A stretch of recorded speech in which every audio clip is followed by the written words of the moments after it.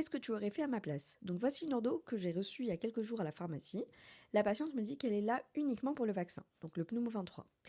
Je précise que la patiente, c'est une adulte et que, elle fait partie de la catégorie à risque, donc de développer une infection au pneumocoque. Bon, le pneumo 23 n'existe plus depuis 2017, mais on a bien compris que le médecin voulait parler du pneumovax, qui a exactement la même composition et qui protège contre les mêmes 23 sérotypes.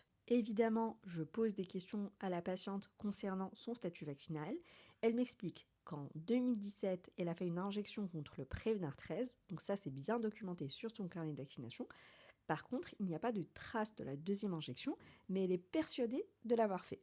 Comme il n'y a pas de trace de cette seconde injection, le service de néphro a décidé de lui faire une deuxième injection de pneumovax, comme ça on était sûr qu'elle avait un schéma vaccinal complet. Alors, qu'est-ce qu'elles nous disent les recommandations du calendrier 2025?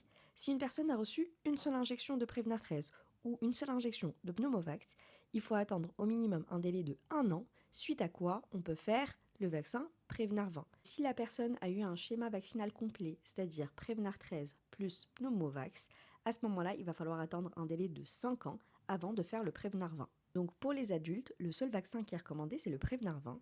Et pour l'instant, on parle d'une dose unique. Pour ma patiente, le délai était respecté dans tous les cas, donc elle a la possibilité de faire le vaccin Prévenir 20 tout de suite.